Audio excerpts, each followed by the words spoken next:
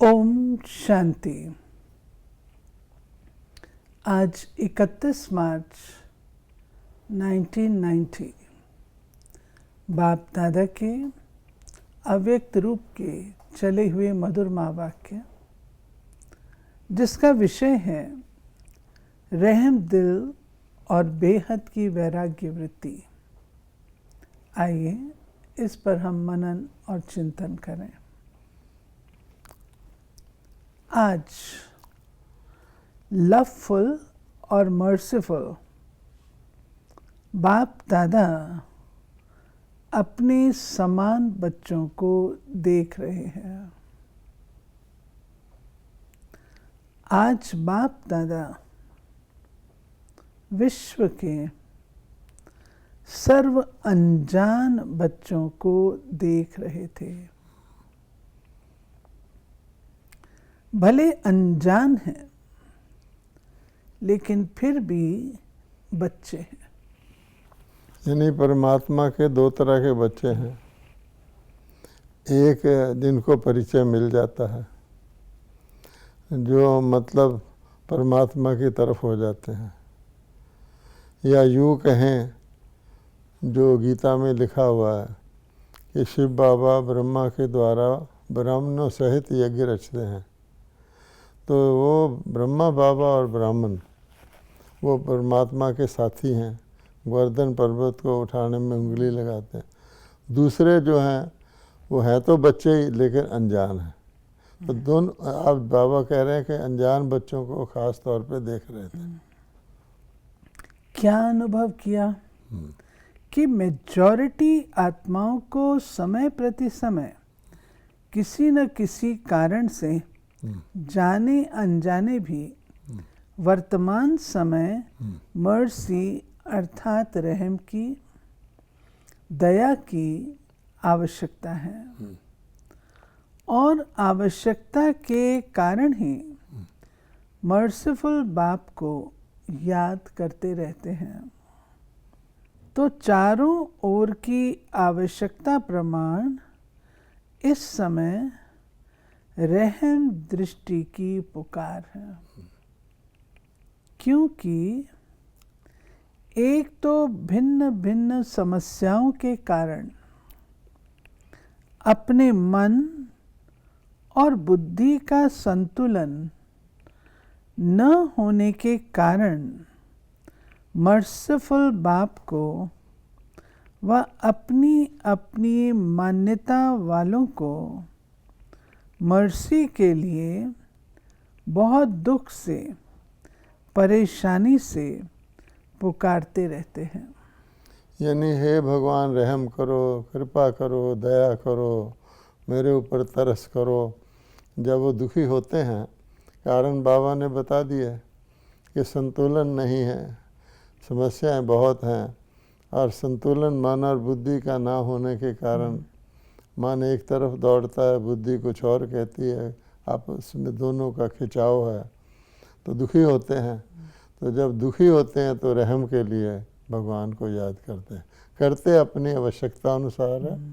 ये भी बाबा ने कहा कि केवल परमात्मा को नहीं, जिस चीज़ अपने इष्ट देव को वो मानते हैं, है ना, कोई देवी को मानता है, कोई किसी देवता को मानता है, उनको भी उसी रूप से याद करते हैं, हमारे ऊपर तरस करो।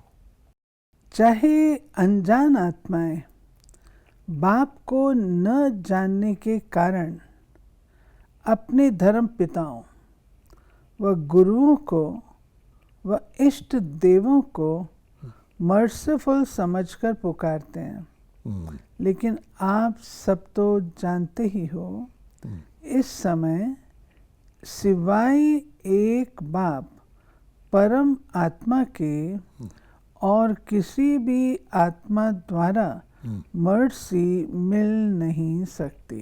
क्योंकि बाबा कहता है वो धर्म गुरु पिताओं को, जिन्होंने धर्म स्थापित किए, उनको भी मर्सीफुल कह के याद करते हैं। वास्तव में वो तो निमित्त बनते हैं, खुद नीचे आते हैं और अपने अनुयायियों को भी परम धाम से नीचे लाते हैं। तो उनका और कोई कर्तव्य तो है नहीं। इसी प्रकार से गुरु हैं। अब गुरु किसी के ऊपर मर्सी तो कर नहीं सकते, वो तो स्वयं ही पावन बनने के लिए, सदगति के लिए, गति के लिए कुछ न कुछ पुरुषार्थ करते हैं। और जो इष्ट देवता हैं वो भी वास्तव में तो मूर्तियाँ ही हैं देवताओं की, चाहे कोई है। तो बाबा कहते करने वाला तो एक परमात्मा ही है, सबके ऊपर मर्सी। फाइनली यही कहते हैं, oh God have mercy on me. भले बाप उन्हों की इच्छा पूर्ण करने के कारण, हाँ, भावना का फल देने के कारण किसी भी इष्ट को वह महान आत्मा को निमित्त बना दे, लेकिन दाता एक है। इसलिए वर्तमान समय के प्रमाण मर्सीफुल बाप बच्चों को भी कहते हैं कि बाप के सहयोगी साथी भुजाएं आप ब्राह्मण बच्चे हो।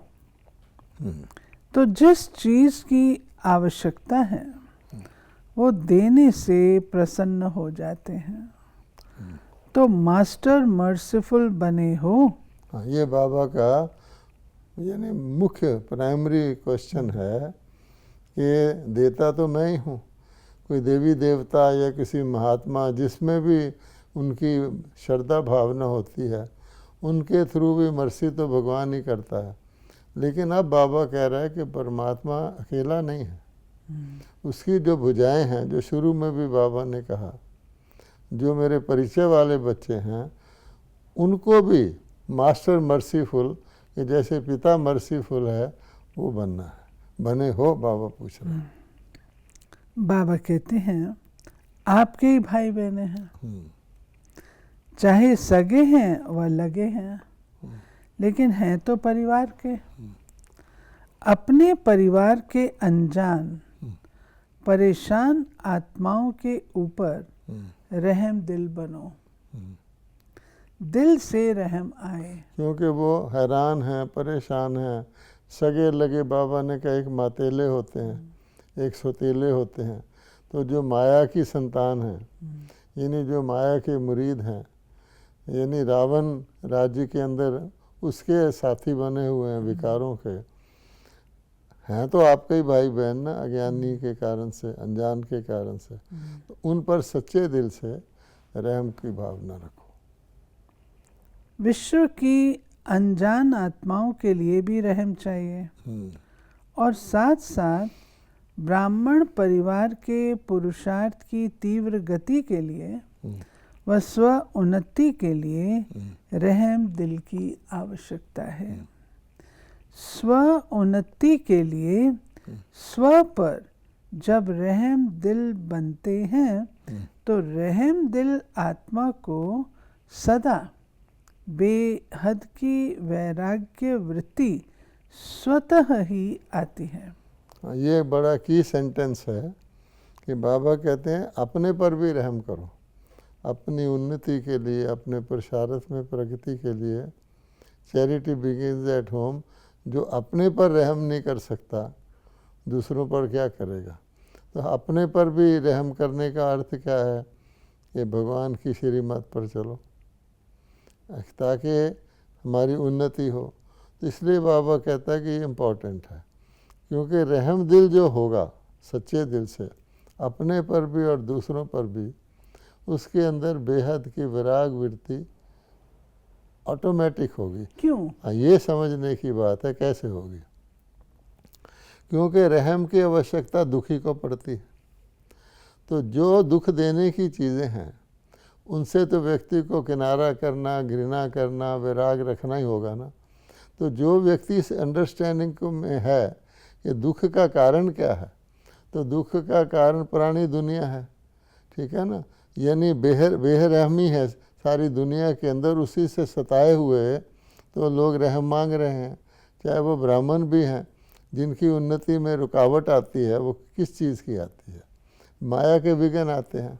इसलिए बाबा कहते हैं उनको ऑटोमेटिकली, अगर रहम मैंने अपनी उन्नति का भी उनको ख्याल है और दूसरों के ऊपर भी तरस करके उनके दुख दूर करने का ख्याल है।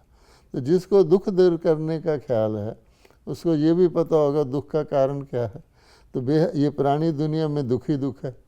हर जगह हर एक व्यक्ति लिबरेशन चाहता है, रहम चाहता है। तो इसलिए उसको नेचुरल वैराग वृत्ति होगी। ये निशानी बहुत अच्छी बाबा ने बताई है कि अगर हमारे अंदर रहम की भावना है, सच्ची रहम दिली है अपने लिए भी और अन्यों के लिए भी, तब हमारे अंदर बेहद वैराग वृत्ति आएगी। वरना हम भी बहुत सूक्ष्म तरीके से उन्हीं चीज़ों में फंसे हुए होंगे जिनसे दुख मिलता है, और इसी कारण से हम अपने पर रहम नहीं कर रहे। तो दुनिया वाले अज्ञानी जो, जिसको अनजान बाबा ने कहा, वो भी फंसे हुए हैं। फर्क क्या रहा? स्व के प्रति भी रहम हो कि मैं कितनी ऊंच से ऊंच बाप की वही आत्मा हूँ और वही बाप समान बनने के लक्ष्यधारी हूँ। यानी जिसकी ड्यूटी है अपने पर और दूसरों पर रहम करना, वो ना कर रहा हो, तो अर्थ क्या हुआ कि वो भी बेरहमी का शिकार है। उस प्रमाण ओरिजिनल श्रेष्ठ स्वभाव व संस्कार में अगर कोई कमी है तो अपने ऊपर दिल का रहम कमियों से वैराग्य दिला देगा। बाप दादा आज यही रूह रूहान कर रहे थे आपस में, बाप दादा। और कमियों से वैराग मैंने बेहद का वैराग। हमें वैराग करना है अपनी कमियों से, तो कमियों के कारण से करना होगा। तो कमियों तो इस पुरानी दुनिया के कारण ही आती हैं, काम क्रोध लोभ के कारण। उससे वैराग करेंगे तब हम रहम दिल हैं। बाप दादा आज यही रूह रूहान कर रहे थे कि सभी बच्चे नॉलेज में तो बहुत होशियार हैं, पॉइंट स्वरूप तो बन गए हैं, लेकिन हर कमजोरी को जानने की पॉइंट्स हैं, जानते भी हैं ये होना चाहिए, करना नहीं चाहिए।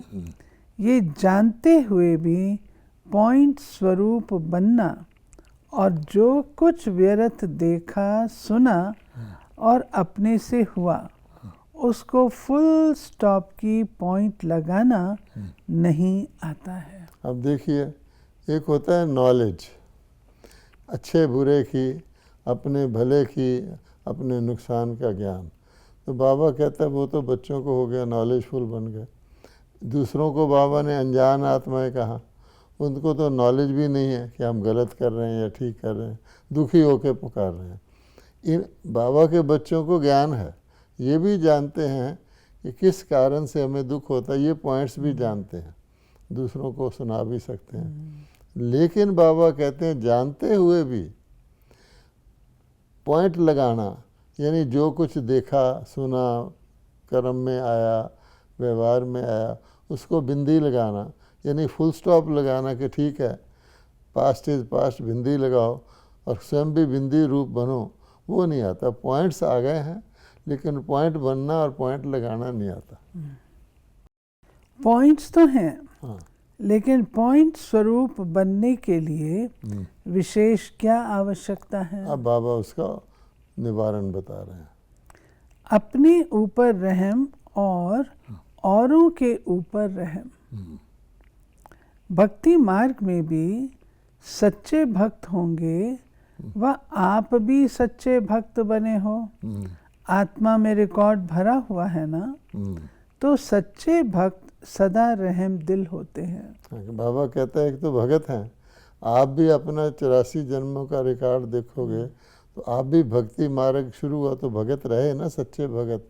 तो भगत के अंदर भी रहम का रिकॉर्ड भरा हुआ है, रहम दिल होता है भगत, सच्चा भगत। इसलिए वे पाप कर्म से डरते हैं। अब देखो, रहम भरा हुआ तो डरते हैं ना, भगवान से नहीं डरेंगे पर पाप कर्म से डरेंगे।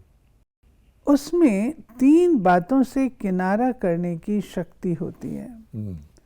जिसमें रहम नहीं होता, वे समझते हुए जानते हुए 3 बातों के परवश बन जाते हैं। ये बाबा ने निवारण बता रहे हैं। वो 3 बातें हैं, अलबेलापन, ईर्ष्या और घृणा। अब देखिए, ये 3 चीज़ें बेरहमी है, यानी रहम ना करना अपने ऊपर या दूसरों पर। ईर्ष्या में आ गए, घृणा में आ गए, या केयरलेस हो गए, क्योंकि समय संगम का है, परिवर्तन का है। तो ये तीन चीज़ें जो हैं ये बेरहम बनाती हैं, अपने से भी और दूसरों पे भी रहम नहीं कर पाते, उसमें लगे रहते हैं। बाबा कहते हैं कोई भी कमजोरी व कमी का कारण 90% ये तीनों बातें होती हैं। और जो रहमदिल होगा वो बाप के साथी धर्मराज की सज़ा से किनारा करने की शुभ इच्छा रखते हैं। इनको ये भी अलबेलेपन में ये भी नहीं सोचते कि हमें धर्मराजपुरी में जाना पड़ेगा, सज़ा खानी पड़ेगी। ईर्ष्या में फंसे रहते हैं और बड़ी सूक्ष्म ईर्ष्या होती है कि दूसरा का कोई विशेषता देखेंगे तो जलन होगी, दूसरे की कमी देखेंगे तो खुशी होगी, तुमने क्या लेना है। यह कईयों से नाम सुनते ही घृणा आएगी, उनका सारी केमिकल कंपोजिशन ही चेंज हो जाएगी, नाम सुना घृणा पैदा हो जाएगी और अलबेलापन जो अपने लिए बहुत हानिकारक है। ऐसे ब्राह्मण आत्माएं जैसे भक्त डर के मारे अलबेले नहीं होते, ऐसे ब्राह्मण आत्माएं बाप के प्यार के कारण धर्मराजपुरी से क्रॉस न करना पड़े इस मीठे डर से अलबेले नहीं होते हैं। परमात्मा का प्यार है जिससे हम इन सब चीज़ों से बच सकते हैं। परमात्मा का प्यार मैंने परमात्मा की शिक्षा, श्रीमत, उसके वरदान, तो बाबा कहता उसको उस कारण से धर्मराजपुरी का जो भय है सूक्ष्म रहता है, उससे बच सकते हैं। अपने दिल का बाप का प्यार उससे किनारा करा देता है। अपने दिल का रहम अलबेलापन समाप्त कर देता है। और जब अपने प्रति रहम भावना आती है तो जैसी वृत्ति, जैसी स्मृति, वैसी सर्व ब्राह्मण सृष्टि के प्रति स्वतः ही रहम दिल बनते हैं। ये है यथार्थ ज्ञान युक्त रहम। अच्छा, यहाँ बाबा इस मुरली में खास रहम के भी दो प्रकार बताए हैं। एक ब्लाइंड रहम, वो नुकसान करता है, उसमें आप किसी से प्रभावित हो जाएंगे, है ना। तो तरस खाते खाते जैसे सीता की कहानी सुनाते हैं, सीता ने क्या किया, तरस खा के लक्ष्मण रेखा क्रॉस कर ली और क्या हुआ, तो वो ज्ञान युक्त रहम नहीं है। ये बाबा ने बहुत अच्छा स्पष्ट किया। बिना ज्ञान के रहम कभी नुकसान करता है, लेकिन ज्ञान युक्त रहम कभी भी किसी आत्मा के प्रति ईर्ष्या व घृणा का भाव दिल में उत्पन्न करने नहीं देगा। ज्ञान युक्त रहम के साथ साथ स्वयं का रूहानियत का रुहाब भी अवश्य होता है। एक रहम और साथ में रुहाब, अकेला रहम नहीं होता। हाँ, लेकिन रहम और रुहाब दोनों का बैलेंस रहता है। अगर ज्ञान युक्त रहम नहीं है, साधारण रहम है, तो किसी भी आत्मा के प्रति चाहे लगाव के रूप से, चाहे किसी भी कमजोरी से उसके ऊपर प्रभावित हो सकते हैं। अब आप देखिए, ये जो बाबा ने कहा इससे पहले कि अगर रहम ज्ञान युक्त नहीं है तो क्या होगा, कि आपका रहम नाम रहम होगा, साथ में रूहानियत का रुहाब नहीं है। कमज़ोरी तो जैसे तो कहते हैं ना, मजबूरी के कारण रहम कर रहे हैं, रूहानियत का रुहाब नहीं। कह रहे हैं हम रहम कर रहे हैं, पर रहम करने पर मजबूर है। जैसे कोई गरीब होता है, उसको जो दुकानदार भी होता है वो उसकी टर्म्स पर गरीब को, बेचारे को सौदा खरीदना पड़ता है। उसको उधार भी देता है तो बहुत रेट ज़्यादा लगाता है। ऐसे ही बाबा कहता है कि रूहानियत के रुहाब के बगैर जो रहम होगा वो घाटे का सौदा है। और आगे बाबा ने क्या कहा, बिना ज्ञान का जो रहम है यथार्थ नहीं है, वो क्या करेगा, आपको चाहे लगाओ चाहे कमजोरी के कारण दूसरे के प्रभाव में आ जाएंगे। प्रभावित भी नहीं होना है, हाँ। ना घृणा चाहिए ना प्रभावित, क्योंकि आप तन मन बुद्धि सहित बाप के ऊपर प्रभावित हो चुके हो। अब घृणा का अपोजिट बाबा ने प्रभाव बताया। और इस ज्ञान में अगर कोई सबसे बड़ी कमजोरी है, सबसे बड़ी प्रभावित होना, तो या दूसरे से प्रभावित होना या दूसरे को प्रभावित करना, क्योंकि करने वाला भी उसको भगवान से विमुख कर रहा है। बजाय वो परमात्मा से प्रभावित हो, परमात्मा के आगे सरेंडर हो, उस आत्मा की गुण शक्ति विशेषता के कारण प्रभावित होने से वो अपनी तरफ उन आत्माओं का बुद्धि योग लगवा रहा है, तो जैसे भगवान से विमुख कर रहा है। प्रभावित होना या प्रभावित करना, ये भी ध्यान रखना चाहिए। हम किसी को प्रभावित तो नहीं कर रहे, उसका कनेक्शन भगवान से जोड़ रहे हैं या अपने से जोड़ रहे हैं। उसको कहता है अमानत में खयानत। देखो, ब्राह्मण जीवन का फाउंडेशन महामंत्र क्या है? मन मना भाव। तो मन मना भाव नहीं हुए हो, बेहद के वैरागी होने कारण एक बाप के स्नेह सहयोग साथ इनके सिवाय और कुछ उनको दिखाई नहीं देगा, बुद्धि में आएगा ही नहीं। सहयोग लो, लेकिन दाता कौन है ये भूलना नहीं चाहिए। दादी की श्रीमत नहीं कहेंगे, निमित्त बनते हैं, श्रीमत की शक्ति स्मृति दिलाते हैं। इसलिए कोई भी आत्मा के ऊपर प्रभावित नहीं होना। यानी बाबा ने दादी तक बोल दिया कि दादी जी भी वो श्रीमत देते, भगवान की श्रीमत की तरफ इशारा करते हैं। ये नहीं कहते मेरी श्रीमत नहीं। कई बारी साधारण भाषा में कई हमारे भाई बहन बोल देते हैं, आपने श्रीमत दी। हाँ, आपकी श्रीमत हमारे सिर माथे पर है ना, आप तो हमारे लिए भगवान हैं। ये कहना भी कमजोरी जाहिर करता है। प्रभावित होने के कारण बुद्धि वहाँ अटक जाएगी। अगर बुद्धि अटक गई तो उड़ती कला हो नहीं सकती। अपने ऊपर भी प्रभावित होते हैं। मेरी बहुत अच्छी प्लानिंग, ये बाबा ने और बढ़िया बात मेरा ज्ञान बहुत स्पष्ट है। दूसरों पर प्रभावित होना तो और बात है, अपने में भी ईगो के कारण। लेकिन सेवा के निमित्त किसने बनाया? तीव्र गति की कमी का मूल कारण यही है। ये बाबा ने बहुत अच्छा बताया कि बुद्धि अटकी हुई है, लटकी हुई है, भटकी हुई है कि मैं, वाह रे मैं। तो बाबा कहते तुमको भी ज्ञान किसने दिया जो सुना रहे हो? सेवा किसने दी? बाबा कहते तीव्र गति की कमी का मूल कारण यही है, ईर्ष्या व घृणा या प्रभावित होना, चाहे अपने ऊपर चाहे दूसरे के ऊपर। चौथी बात सुनाई अलबेलापन। ये तो होता ही है, टाइम पर तैयार हो जाएंगे, ये है अलबेलापन। बाप दादा ने एक हंसी की बात पहले भी सुनाई, ब्राह्मण आत्माओं को दूर की नज़र बड़ी तेज है, नज़दीक की नज़र थोड़ी कमज़ोर है, इसलिए दूसरों की कमी जल्दी दिखाई देती है, अपनी कमी देरी से दिखाई देती है। जैसे ऐनक होता है ना, तो कईयों की दूर की नज़र तेज होती है, नज़दीक का उनको चश्मा लगाना पड़ता है। जिस समय सुनते हैं भट्टी होती, रूरवान होती, उस समय तो सब समझते हैं ऐसे करना। ये अल्पकाल का वैराग आता है, दिल का नहीं होता।